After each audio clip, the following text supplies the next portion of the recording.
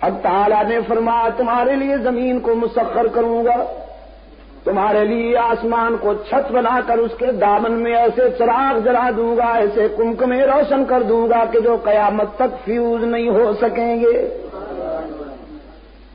ان کا بٹن بھی اسی کے پاس۔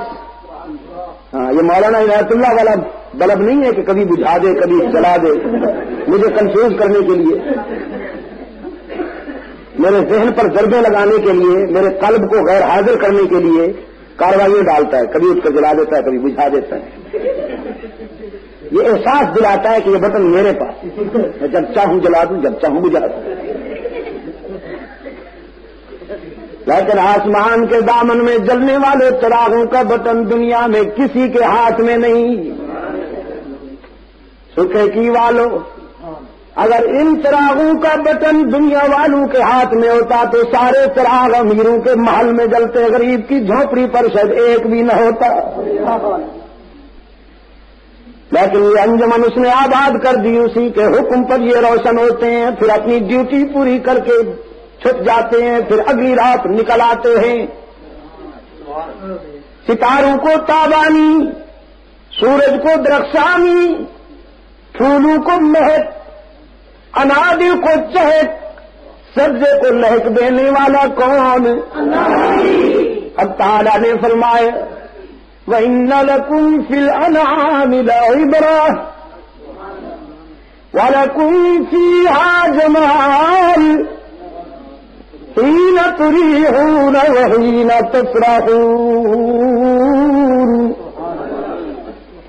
وَتَحْمِلُ أَثْقَالَكُمْ إِلَى بَلَدٍ لَّمْ تَكُونُوا بَالِغِيهِ إِلَّا بِشِقِّ الْأَنفُسِ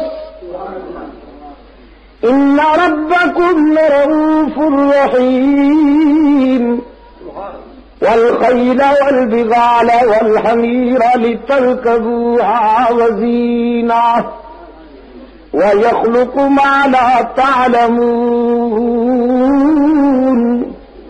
ہم نے تو مویشیوں اور بہائم میں بھی تمہارے لیے عبرت رکھ دی، یہ جانور بھی تمہاری غلامی کے لیے پیدا کیے گئے، کچھ تمہارا بوجھ اٹھائے پھرتے ہیں، کچھ تمہیں اپنا گوشت تمہاری غذا کے لیے مہیا کرتے ہیں، کچھ تمہیں دودھ پلاتے ہیں، کچھ تمہارے ڈیروں میں پوری زندگی قید تنہائی میں گزار دیتے ہیں، کچھ تمہارے ہل کھینچتے ہیں، کچھ تمہارے تانے کھینچتے ہیں، کچھ تمہارے ریڑھے کھینچتے ہیں۔ اور فرمایا ان ربکم لرؤوف رحیم، یہ ہمارا لطف و کرم ہے کہ ہم نے انہیں بے زبان بنا دیا۔ تو میرا بنے یا نہ بنے لیکن میری مخلوق تیری بغاوت نہیں کرتی۔ ہم نے تو ان جانوروں کو بے زبان بنایا تاکہ تیرے ظلم اور زیادتی کے خلاف دنیا کی کسی عدالت میں استغاثہ دائر نہ کر سکیں۔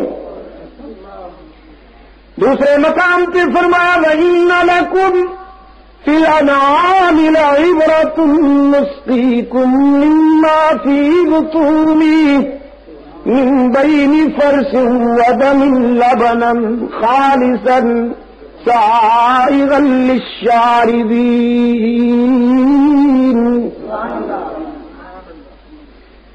اللہ کی پہچان کے لیے کتب خانوں لائبریریوں میں جانے کی ضرورت نہیں، دودھ کا گلاس بھی تمہیں سمجھائے گا۔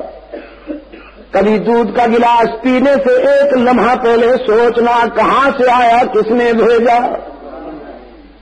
کبھی غور کیا آپ نے کہ آپ کے جانور کی رنگت سیاہ، اس کی گوبر بدبودار، اس کا خون سرخ، لیکن آپ کے برتن میں، آپ کے گلاس میں آنے والے دودھ میں وہ کون سی ذات ہے جو جانور کی سیاہی کو بھی شامل نہیں ہونے دیتی؟ وہ کون موسم اعظم ہے جو آپ کے دودھ میں خون کی سرخی کو بھی شامل نہیں ہونے دیتا؟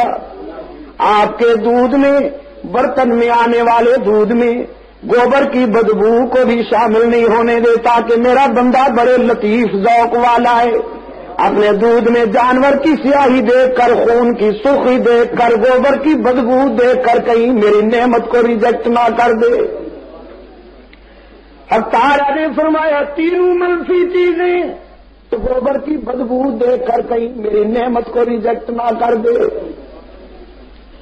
اب تعالیٰ نے فرمایا تینوں منفی چیزیں، لیکن ان تینوں منفی چیزوں میں سے نسقیکم مما فی بطونہم بین فرث ودم لبنا خالصا سائغا للشاربین، خوش رنگ اور خوش ذائقہ کا دودھ کی نہریں جاری کرنے والا کون؟ سکھے جی کے دوستو، مولوی نے تو جاہی کے نام پر لوٹے پی لیے، درم ہضم کر لیے اپنا سائز بڑھانے کے لیے، اور پنجاب کے جاہل کو مرعوب کیا، ڈراوا دیا 11ویں نہیں پلائے گا تو تیری بھینس خشک ہو جائے گی۔ میں نے کہا مولانا بھینس خشک نہیں ہوگی، تو خشک ہو جائے گا، تیرا سائز کم ہو جائے گا۔ دودھ کون پلاتا ہے؟ 11ویں والا پلاتا ہے، نہ 11ویں والا پلاتا ہے نہ کوئی اور، اسی کا کرم تھا، اسی کا کرم ہے، اسی کا کرم رہے گا۔